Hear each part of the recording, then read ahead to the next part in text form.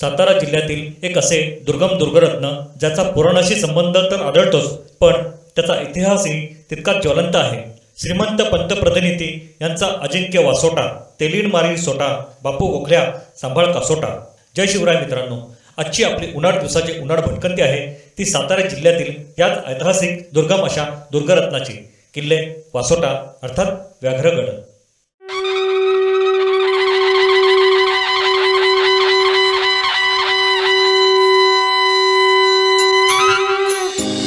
La la la la la la la la la la la la la la la la la la. एक उन्हाळ दिवस, एक उन्हाळ दिवस. जय शिवराय मित्रांनो, स्वागत आहे तुमचं आजच्या उन्हाळ दिवसाच्या उन्हाळ भटकंतीला. आज आपण जाणार आहोत ते सातारा जिल्ह्यातील किल्ले वासोट्याच्या गडभ्रमंतीसाठी. चला तर मग माझ्यासोबत या गडाची गडभ्रमंती करूया आणि सोबत त्याचा इतिहासही जाणून घेऊया.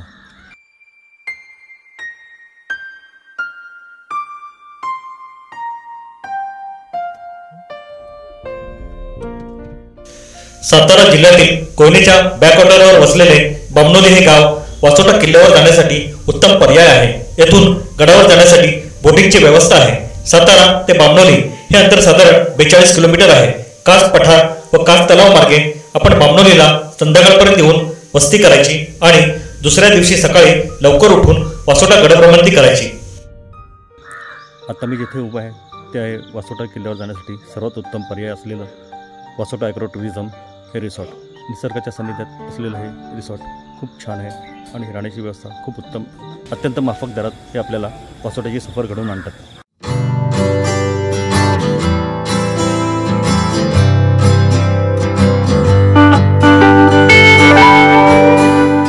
आज आम्ही जिथे राहिलो ते वासोटा ॲग्रो टुरिझमचे रिसॉर्ट. अत्यंत माफक पॅकेजमध्ये येथील रिसॉर्ट आपल्याला राहण्या व खाण्यासोबत वासोटा किल्ल्याची सफर घडवून आणतात. मुंबईहून निघून सातारा मार्गे या रिसॉर्टला आम्ही पोहोचलो तेव्हा रात्रीचे 8:30 वाजले होते.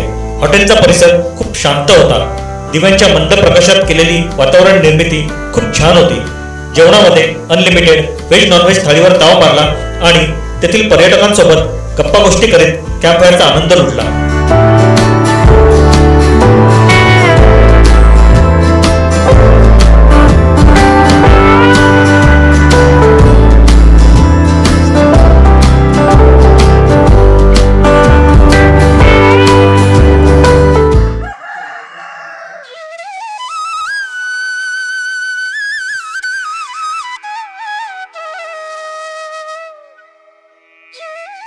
सकाळ झाली. सकाळच्या वातावरणात हा परिसर मनाला प्रसन्न करीत होता.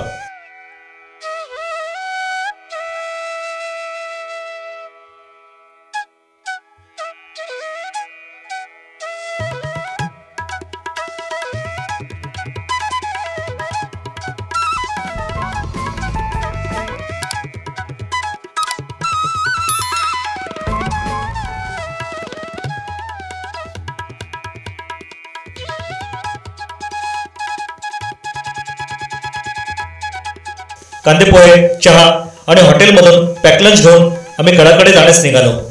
गावातील भैरवनाथ मंदिराजवळ गाडी पार्क करून आम्ही कोयनेच्या बॅकवॉटरला निघालो, जिथे आम्हाला गडावर जाण्यासाठी बोट न्यायला येणार होती.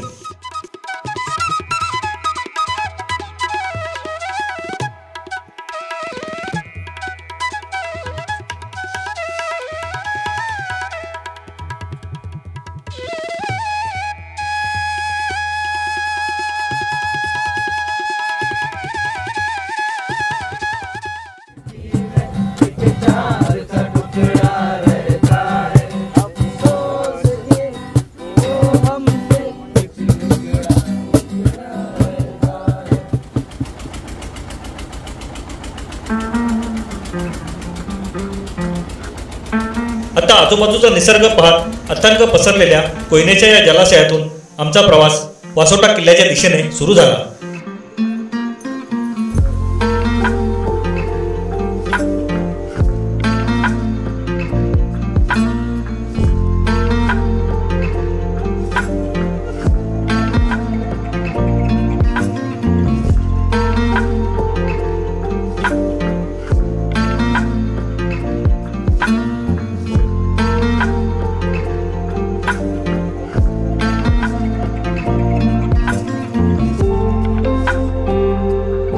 किल्ल्यावर घेऊन जाणारा हा बोटीचा प्रवास म्हणजे एक अविस्मरणीय अनुभव आहे, शब्दात वर्णन करता येण्यासारखा.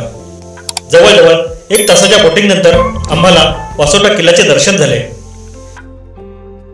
वासोटा किल्ल्याच्या प्राचीनत्वाचा शोध घेताना आपल्याला वशिष्ठ ऋषींच्या काळापर्यंत मागे जावे लागेल. फार प्राचीन काळी वासोटा ज्या डोंगरावर आहे तेथे वशिष्ठ ऋषींचा एक शिष्य राहत होता. असे मानले जाते की वशिष्ठ ऋषींचा हा शिष्य अगस्त्य ऋषी यांनी विंध्य पर्वत ओलांडून दक्षिणेकडचा मार्ग शोधला. सह्याद्रीच्या कोयनाकाठच्या शिखरावर राहण्यास आले व त्यांनीच आपल्या या निवासी डोंगराला आपल्या गुरूंचे नाव दिले. कालांतराने या देशाच्या क्षत्रियांनी या डोंगराला तटाबुरुजांचे साथ चढवून लष्करी ठाणे केले व त्या डोंगराचे परंपरागत वशिष्ठ या नावाचा पुढे अपभ्रंश होऊन वासोटा झाले. 1.5 तासांनी आम्ही वासोटा किल्ल्याच्या पायथ्याला असलेल्या वनविभागाच्या चौकीपाशी उतरलो.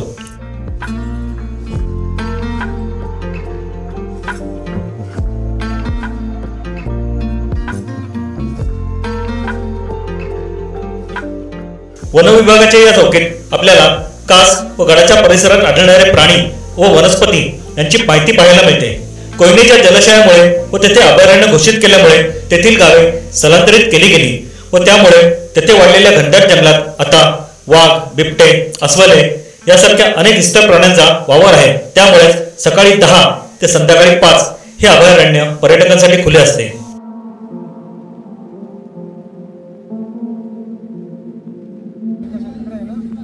गडावर प्लास्टिक तसेच शस्त्र न्यायला बंदी असल्यामुळे वनविभागाच्या या चौकीजवळ आपल्या जवळची बॅग तपासून प्लास्टिक बाटली व इतर सामान आढळल्यास 500 रुपये डिपॉझिट भरून गडावर सोडले जाते.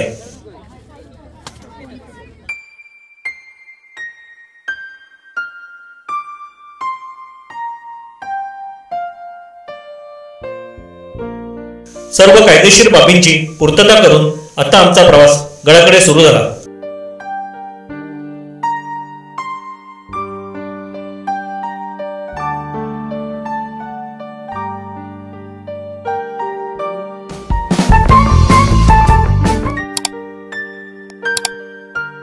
दाट झाडीतून जाणारा रस्ता, जागोजागी लावलेले तेथील जीवसृष्टीचे माहिती फलक, त्यामुळे जंगल ज्ञानामध्ये आपली भर पडते.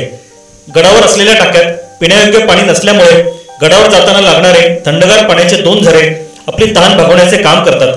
गडावर जाताना 2 लिटर पाणी प्रत्येकाजवळ असणे अत्यंत महत्त्वाचे आहे. नाहीतर तेथील ग्रामस्थांकडून 100 रुपयात पाण्याची बाटली किंवा ताक आणि लिंबू सरबत आपल्याला मिळू शकते.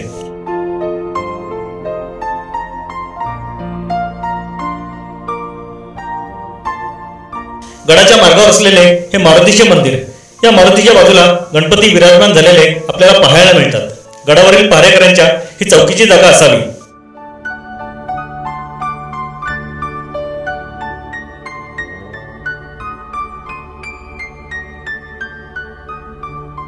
येथून आता आपली गडाची खरी चढाई सुरू होते. वासोटा किल्ला बांधण्याचे श्रेय कोल्हापूर शिलार राजवटीतील भोजराजा दुसरा याने 12व्या शतकात केली असल्याचे सांगितले जाते. त्याने गडावर तट चढवून गडाची निर्मिती केली असे सांगतात, परंतु यास पुरावा उपलब्ध नाही. 16व्या शतकाच्या पूर्वार्धात हा किल्ला आदिलशाहीच्या ताब्यात होता. आदिलशाहीतर्फे किल्ल्याचे कारभार शिर्के व त्यानंतर जावळीचे मोरे यांच्याकडे होता. थोडी दमछाक करणारी ही चढाई आपल्याला काही अज्ञात समाधींपाशी घेऊन येते. या समाध्या कुणाच्या याबद्दल कुठेही काही लिहिलेले आढळत नाही, पण गडावर झालेल्या युद्ध प्रसंगांमध्ये धारातीर्थ पडलेल्या सरदारांच्या या समाध्या असाव्यात का असा प्रश्न मनामध्ये येतो.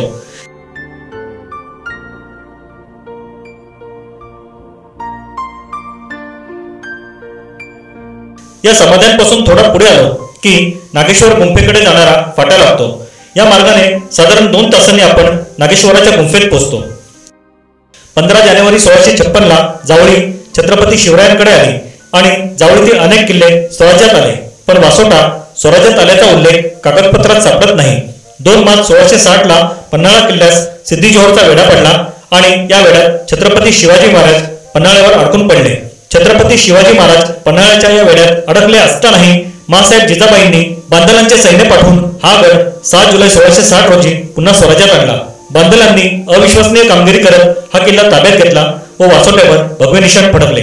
छत्रपती शिवाजी महाराजांनी हा गड जंगलातील वाघासारखा रक्षक असल्याने गडाचे नामकरण हे व्याघ्रगड असे केले.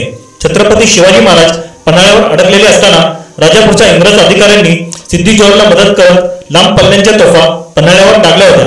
12 जुलै 1660 रोजी छत्रपती शिवाजी महाराज पन्हाळ्यावर निसटले आणि 13 जुलै रोजी विशाळगडावर पोहोचले.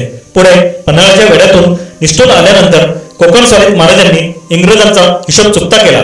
इंग्रजांना धडा शिकवण्यासाठी राजापूर मोहिमेत राजापूरची वखार तर कुदळ लावून खणलीच, पण रेमिंग्टन, ग्रिफर्ड, फॅरन व सॅम्युअल आणि इतर इंग्रज कैद्यांना 3 वर्ष वासोट्यावर कैदेत बंदिस्त करून ठेवले. स्वराज्याच्या काळात या किल्ल्याचा उपयोग हा कारागृह म्हणून केला जात असे. शेवटचा पायरी मार्ग सोडून आता आपण गडाच्या प्रवेशद्वारापाशी येतो. 2 बुरुजांमध्ये असलेले हे गडाचे उद्ध्वस्त प्रवेशद्वार. या प्रवेशद्वाराने आपण गडावर प्रवेश करतो तेव्हा आपल्याला गडावरील पहिली वास्तू नजरेस पडते, ते म्हणजे देखणी सुबक मूर्ती असलेले मारुतीचे मंदिर.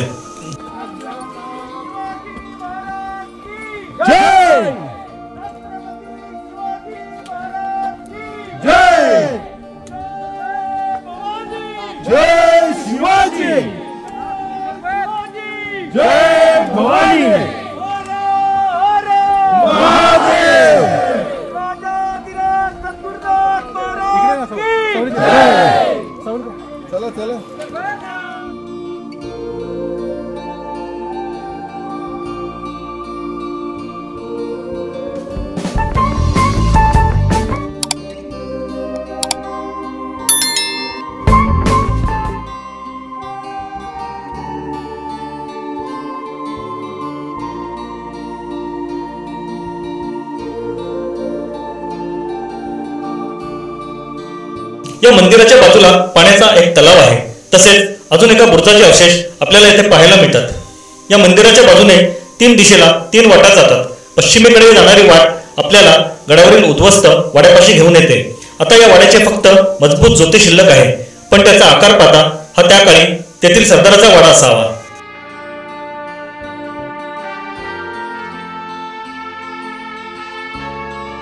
येथून गडाची तटबंदी व पश्चिमेकडील कोकण प्रदेश आपल्या दृष्टिक्षेपात येतो. छत्रपती शिवाजी महाराजांच्या मृत्यूनंतर स्वराज्य बुडवण्यासाठी औरंगजेब महाराष्ट्रात आला व त्याच्या विरुद्ध लढताना छत्रपती संभाजी महाराज व छत्रपती राजाराम महाराज यांना या किल्ल्याकडे जास्त लक्ष देता आले नाही. छत्रपती संभाजीराजांच्या मृत्यूनंतर मुघलांनी कोकणात मुसंडी मारली. खुद्द रायगडाला विळखा पडला. जुल्फिकार खान यांनी रायगड व आसपासचा परिसर जिंकण्यासाठी पराकाष्ठा केली. याच दरम्यान धनाजी जाधव व संताजी घोरपडे यांनी छत्रपती राजाराम महाराज, महाराणी ताराराणी, राजेशबाई यांना रायगडच्या विळख्यातून सुखरूप बाहेर काढून प्रतापगड मार्गे वासोटा, पन्हाळा करत बेदनूच्या राणीच्या साह्याने जिंजीस नेले. पुन्हा मागे येऊन मारुती मंदिरापासून समोर उत्तरेकडे जाणारी वाट पकडली की आपण काळकाईच्या ठाण्याकडे येतो.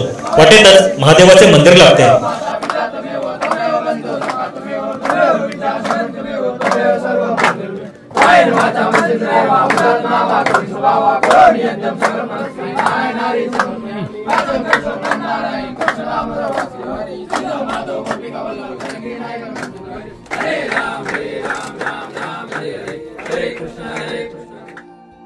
येथून पुढे जाणारी वाट आपल्याला विंचवाच्या नांगीच्या आकाराच्या माचीवर घेऊन जाते. या माचीला काळकाईचे ठाणे असे म्हणतात. येथून कोकण तसेच देशावरील विस्तृत प्रदेश दिसत असल्यामुळे नजर ठेवण्यासाठी ही माची खूप महत्वाची होती. इसवी सन 1700 मध्ये औरंगजेबाने किल्ले सातारा आणि सज्जनगडाला वेढा दिल्यानंतर प्रतिनिधींनी सज्जनगडावरील मौल्यवान वस्तू आणि समर्थांच्या पूजेतील देव यांना सुरक्षितपणे वासोट्यावर हलवले होते.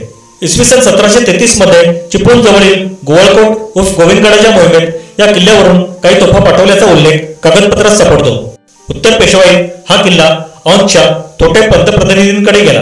इसवी सन 1807 मध्ये औंधचे प्रतिनिधी परशुराम श्रीनिवास आणि पेशवे यांच्यात वाद झाला. पेशव्यांचे सेनापती बापू गोखले यांनी पंतप्रतिनिधींचा पराभव केला. असं म्हणतात की पंत व्यसनी व दूरवर्तनी निघाल्याने त्याचे व त्याच्या आईचे पटत नसे. त्याच्या 2 बायकाही त्याच्यापासून दूर राहत होत्या.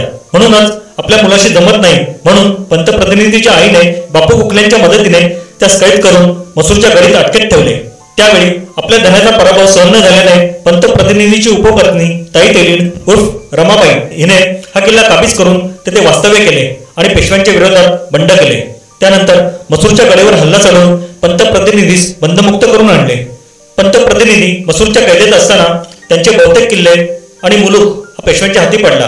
पुढे बंदमुक्त झाल्यावर पंतप्रतिनिधीने पेशव्यांविरुद्ध बंड करून सातारच्या गादीशी आपली निष्ठा जाहीर केल्यामुळे दुसऱ्या बाजीरावाने बापू गोखल्यास पुन्हा त्यास कैद करण्यास पाठवले.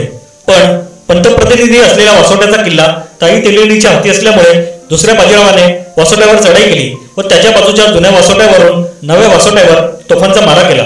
ताई तेलिणीने जवळजवळ 8 महिने हा किल्ला लढवला, पण शेवटी गडावरील धान्याच्या कोठारास आग लागल्यामुळे ती शत्रू शरण गेली. दुसऱ्या बाजीरावाने प्रतिनिधी व ताई तेलिण यास पुण्यास कैद करून आणले. पुढे ताई तेलिणीस वासोटा किल्ल्यावर व पंतप्रतिनिधीस पुण्यास कैदेत ठेवले. वासोट्यावर कैदेत असताना रमाबाई अर्थात ताई तेलिण यांचे निधन झाले. 1817च्या खडकीच्या लढाईत पेशव्यांचा पराभव झाल्यावर दुसऱ्या बाजीरावाने छत्रपती प्रतापसिंह व त्याच्या कुटुंबियांना सुरक्षेसाठी या किल्ल्यावर आणून ठेवले होते. शेवटच्या इंग्रज युद्धापर्यंत म्हणजे इसवी सन 1818 पर्यंत हा किल्ला मराठ्यांकडेच होता. इसवी सन 1818 मध्ये मराठेशाहीचा बिमोड करण्यासाठी इंग्रज एक किल्ले ताब्यात घेण्यास निघाले होते.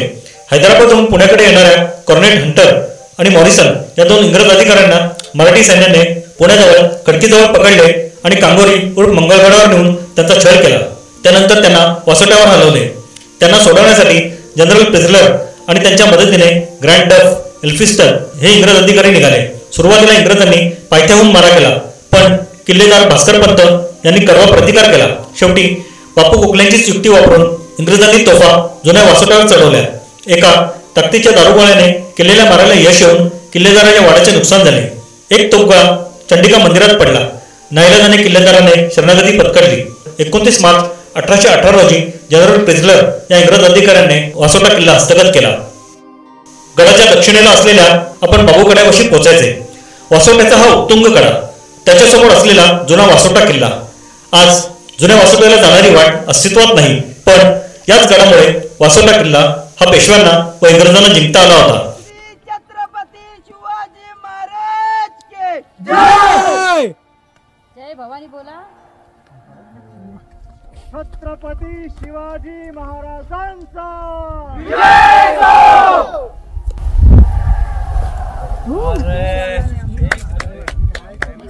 या कड्यावरून येणारा प्रतिध्वनी म्हणजे उपस्थित सर्वांच्या कानाचे पारणे फेडणारा तो क्षण होता. बापूगडा पाहून परतीच्या मार्गाला लागलो.